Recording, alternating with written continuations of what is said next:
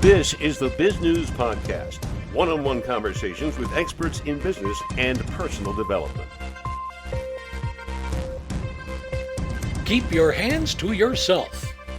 That might be one of the first commands for self-management that a child hears. But self-management is much more than that, especially when it comes to careers. Michael Colburn, who's taught management courses at Ohio State and Ashland University, among other universities, says by using 5 key tools, a person can take a more entrepreneurial approach to their job and their career, resulting in a better, more rewarding job with high job performance and influence. He joins us with more in this Biz News interview podcast. From your research, would you please give us examples of successful self-management? Wow, that's a good question. I'm going to give you one that just jumps in my mind. Years and years ago, one of the tools that I have in self-management, and I like tools because concepts are good, but they don't work unless you have a tool to make them work, right? And so I was asked to give I was doing a workshop on management training, and one of my tools, which was a priority feedback system, which is really how do you have a proactive communication between a job holder and our boss. And I mean proactive is meaning that the job holder drives it. They set the meeting up, they have the agenda, they discuss the agenda and things like that. And this is just one of many things in this whole toolbox. And this company kept sending people back to me from time to time. It was a public workshop.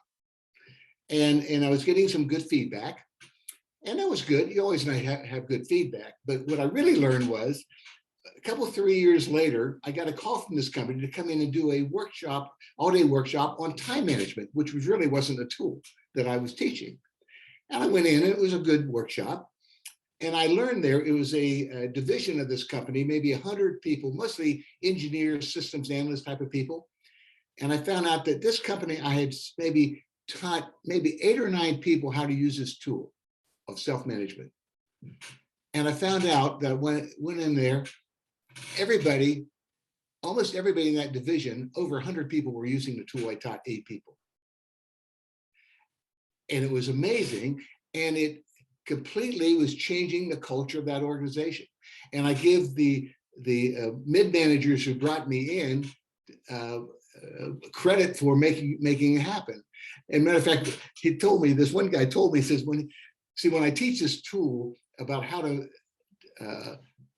this proactive communication, I always invite the boss to the workshop, that particular one, and I teach them to do it together.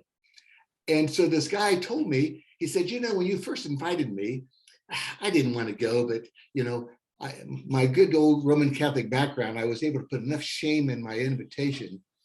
So they had to come, and he kept coming back. He kept sending people to it. And he was kind of the internal person that made it happen.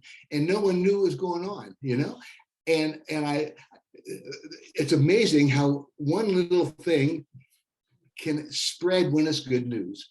And that's one of the tools I teach. And I was just absolutely amazed how much impact it had when I only taught maybe 8 or 9 people how to use it. Well, that is great. You're sort of like the Johnny Appleseed of this, I suspect. Yeah. Well, I think people have an inclination to self-manage, and they just don't know how to do it. And I find that these were tools that I just kind of picked up along the way, some with myself. I'll give you one of my own personal stories. I was a young engineer at a glass plant in Jacksonville, Florida. And they had a big project, a new method of packaging materials. And this was my first chance to be on my own running a small department. And they're having some trouble with this. And the plant manager came to me and he said, we really need to get solved. I want you to stay on top of it. Oh, by the way, I'm leaving. I have to go on a trip, So what happened was they started having problems there. And so the assistant plant manager was a nice guy, but wouldn't make a decision if his life was to it, And so I decided I wasn't going to ask any permission, and I just jumped in and I analyzed the problem, solved it. It was a big one because we could have lost our customer. And the boss loved it. My plant manager loved it. The customer really loved it because we solved their problem. And the only one who was pissed off at me was the purchasing manager because I was buying things that I had no POs on. Never get the bean counters angry at you. No. So anyway, I remember walking into my plant manager called me to the office after I did this, and he said, "Michael, the purchasing people are really upset with you because they're getting all these POs without any, or all these invoices without POs." And he knew what I did because I solved the problem. Then he looked at me and he winked and he said, "I'll take care of it." And I never heard any more about that, So that was an exhilarating thing for a 25-year-old to feel, right? It is great to always succeed, but why and how do efforts at self-management fail, both for organizations and the individual? Well, first thing, it starts with the job holder. I think the job holder, I always tell the job holder when I teach my 5 tools that you can use all of the tools without any permission. So I think the first problem is the job holder fear and not being able to have the courage to use these tools, But what I found is, so part of that is with a job holder, you got to start where they're at. Sometimes they're more open and able to do it. So instead of teaching them all the tools, I just let them take one step at a time, and you have to feel success before you can take on more. So it's put people in a situation where they can be successful, and maybe it's a small step and then go on from there. And I found out that when they start using these tools, particularly the one I just mentioned, is I have found that when they use the tools with their boss, the boss really loves it, because unless they are sociopaths, the boss loves it because people are coming in with solutions instead of problems, and so now if you want to do this company-wide or business unit-wise, one thing I tell the boss, I always try to start as high as I can, the CEO or the business unit leader, and just do it for them, because that starts to create a culture in that organization. And then I tell them the one thing they don't expect out of a consultant is don't make anyone use it.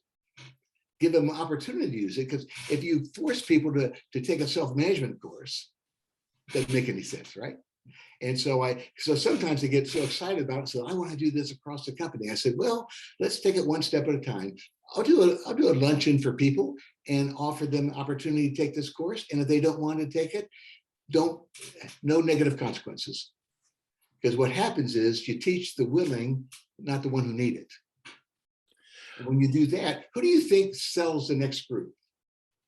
It's not the CEO and it's not me, it's their peers.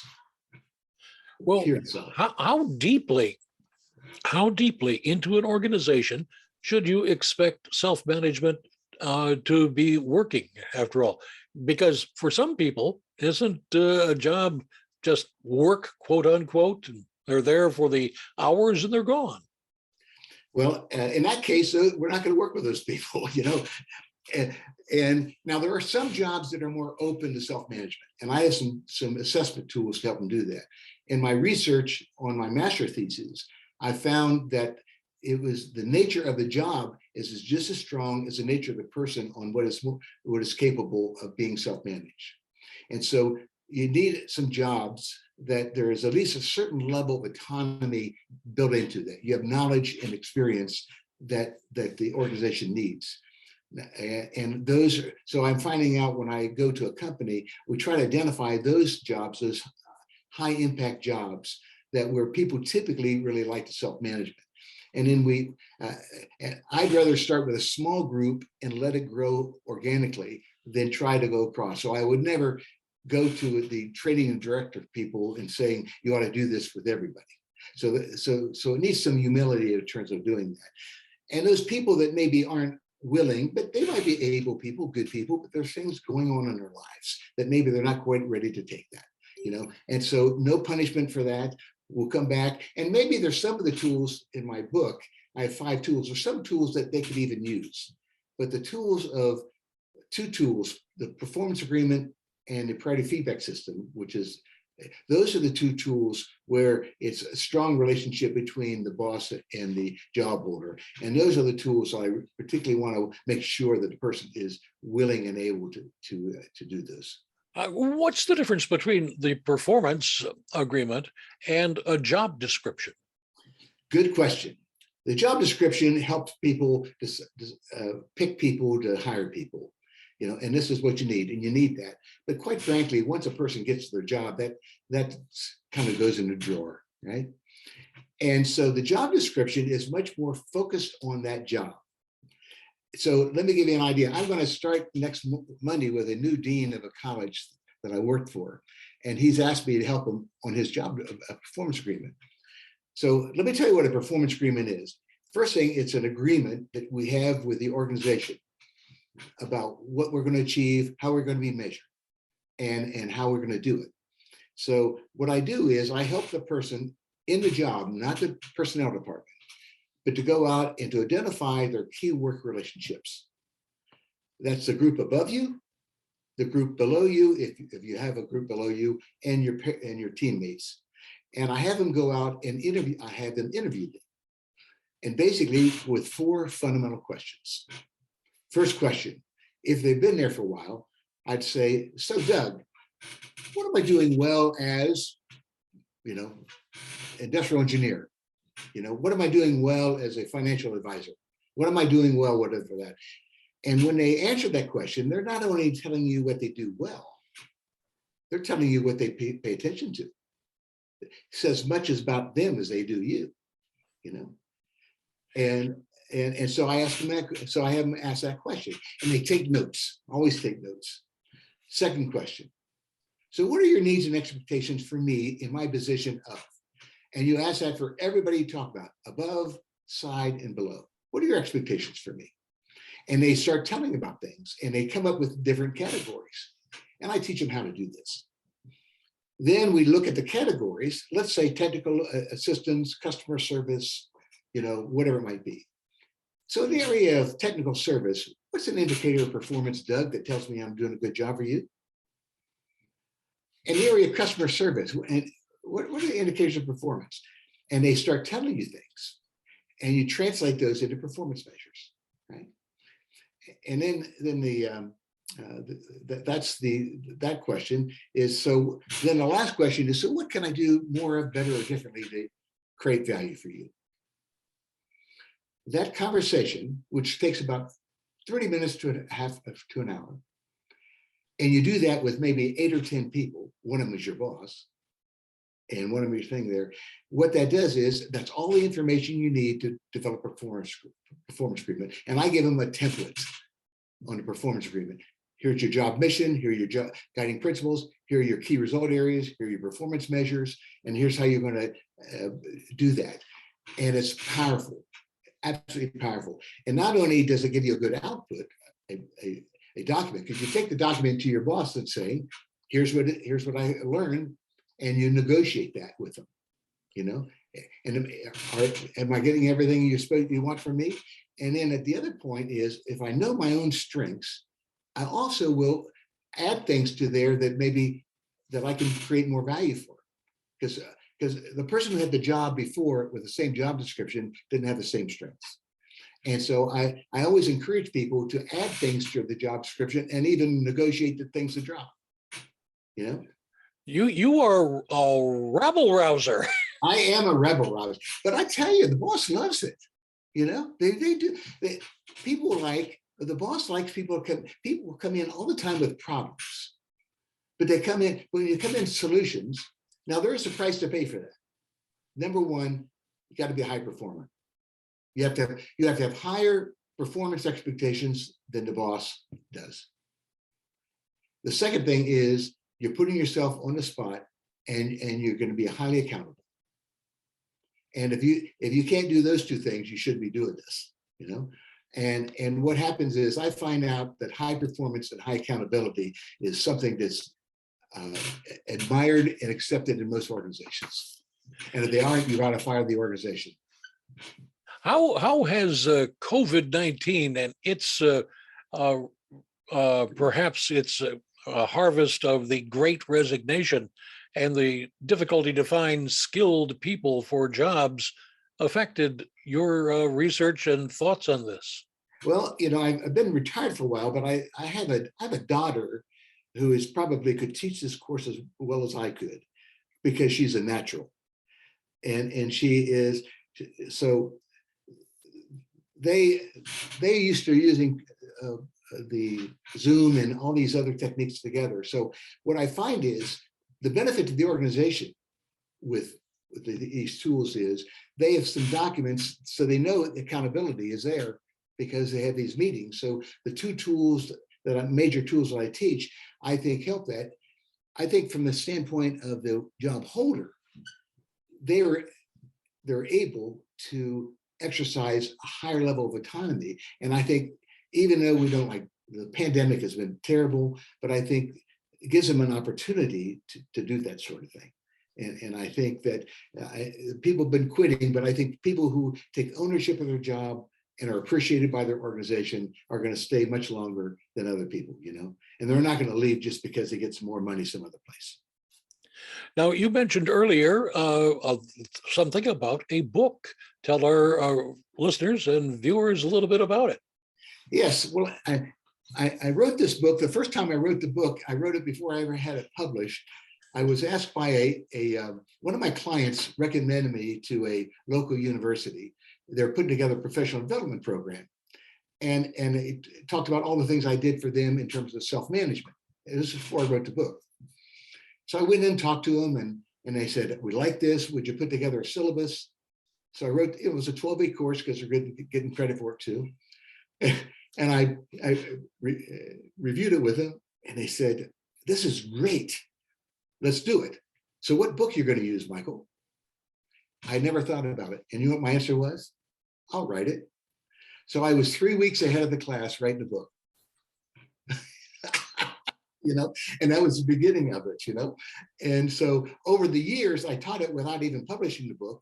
But then I kept adding stories to the book based on my students, because I taught a special topics course in colleges, and I taught it to my clients. So the name of the book is Own Your Job. Subtitle, 5 Tools for Self-Management in the Workplace. And it teaches people all the tools that I've mentioned to you. It has all the forms in it that you can use, and has a lot of stories in it, a lot of examples, because you know people like to see examples. And so I tried to make because up to this point, the book always had me with it. Now I need to add things to the story. So I would be in class and I'd be telling a story, and I said, I don't think that's in the book. So I just wrote it down, you know, and I started adding to the book, you know, and it was so much fun. And then I get energized by the students come back telling me what they were doing, you know, and how they changed their job, and how their performance improved, and how their relationship with their boss has increased. So to me, that was energizing. So it's a book that I've written, and it's very practical. It has a chapter for each tool. And then also I start off with helping people discover their own strengths, because it's a strength-based approach. And then I teach them how to interview their customers, internal customers, you know, and then I tell them how to do their own performance appraisal, which is tool number 5. Most performance appraisals in organizations are not very worthy of even discussing. So, go into the annual performance appraisal, whether you're the manager or the appraisee, with less than positive thoughts. Right. Well, you know who leads the performance appraisal in my system? It's the job holder. They go in with a performance agreement, and they've been meeting on a regular basis every 2 weeks or 3 weeks with the boss. So there's no discussion about what performance is. They already know that. And the boss loves it because the the thrust now is on the job holder. And then the boss can now be in a coaching role because they don't have to give the bad news, or the good news because they have that part there. And so I teach people how to put together a portfolio. So you have a section for each one of your job responsibilities. You keep your records in there, and you're reviewing them on a regular basis. So the performance appraisal now becomes performance planning for the next period of time. What the boss needs to do is move upstream, not downstream. Move upstream to what is performance, how are we going to discuss it, and particularly when the job holder takes a lead on that, it's much more fun for the boss. This is a system where you can identify problems early on and achieve a lot of corrective movements, like paddling a canoe. You cannot necessarily always go straight. You have to go left or right a little bit. Absolutely. And it's fun that way. People going in, that I find that typically the boss and the job holder don't like most performance appraisals. Occasionally, they're probably pretty good because they both know what the performance is. And the boss knows that the person who's going to come in with this report themselves, they're going to say, here's what I said I'd do. Here's what I did. Here's where my shortfalls. And if they don't do that, the boss could say, so I saw that you fell a little short on area 2. So what's your assessment of that? And also during the year, they're always asking questions like, so you made this commitment. So what are some obstacles you're anticipating and what can I do to help you? So they become, so it teaches the boss to be proactive too. And I find the behaviors of the job holder affects the behaviors of the boss. So quit crying to me about a bad boss, do what you're going to do. And so this is, I always put a right on the board, it says no global whining, You have a whine-free classroom.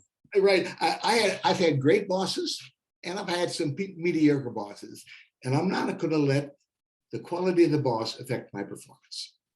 Now, where can people get more information about you? A website, perhaps? Yes, I have a website. It's www.Michael Colburn, MICHAEL PhD.com. And in there, you'll find a link to the book, which is sold on Amazon. But also you'll find a number of blogs I have based on some things I just sent you.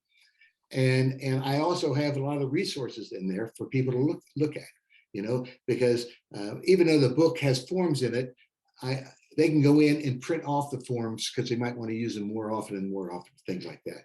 So that's a good place for them to go. Now, Michael, this is the second time we've had you as a guest on one of our podcasts, and we appreciate you giving us your time. What would you like to talk about that we haven't yet had a chance to discuss? Well, one of the questions you said earlier about what is it that makes someone successful and for self-management.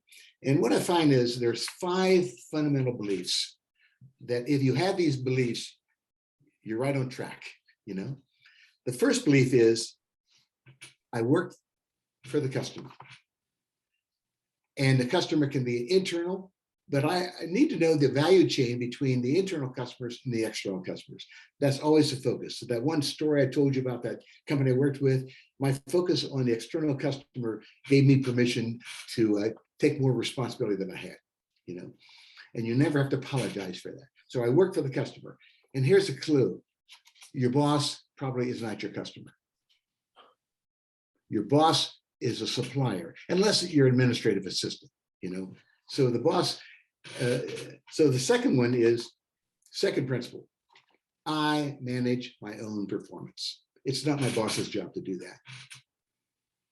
Which means I make clear commitments, I initiate communication, and I'm the one who's doing that.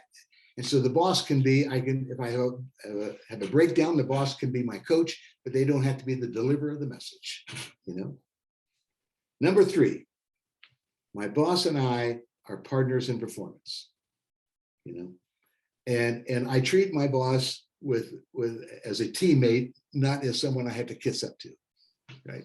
you know, you know, and we're partners in performance. And so I make clear commitments. And I also teach the boss when I'm teaching people this. Now, hopefully I started with the boss to start with, but even if I didn't, I teach them what we're doing and how they can help support the people in doing this. The fourth one, I'm loyal to the truth.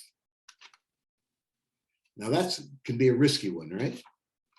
I'm loyal to the truth, which means I take responsibility for communicating the good, the bad, and the ugly. And I always tell people, it says, if you think this is risky, it's much better for you to deliver the message than hear it from somebody else, you know? And what it does is shows integrity, and integrity builds credibility, you know, and it helps you become a better person as well as a better person, as a performer. And the last one is, I'm a lifelong learner. I take responsibility for my own learning, you know. Formal learning, and I got my PhD, but 90% of learning is outside the classroom. You know, I had it today. I was talking to a friend of mine. I was having trouble with my computer, and he knows more about it. I just call him up, and he helps me, you know. And I do the same thing for other people, you know. So I'm not against formal training because I taught that way, but I take responsibility for my own learning, you know, which means I have self-knowledge. I assess myself on a regular basis, and I take the lead on that. And I find if you can find yourself on those, and there's different levels of that. Instead of working for the customer, the other part of it is I work for the boss, right? You know, I manage my performance versus someone else manages my performance. So each of those have a different end of the continuum. And if you're towards the end of the continuum, which I just mentioned, you're going to eat this stuff up. If you're not, you might have to get a little self-knowledge to get yourself there. So I never try to sell anyone on using this, you know. You've been watching the Biz News Podcast. We welcome your input. Send your email to editor@biznews.com. Thanks for watching.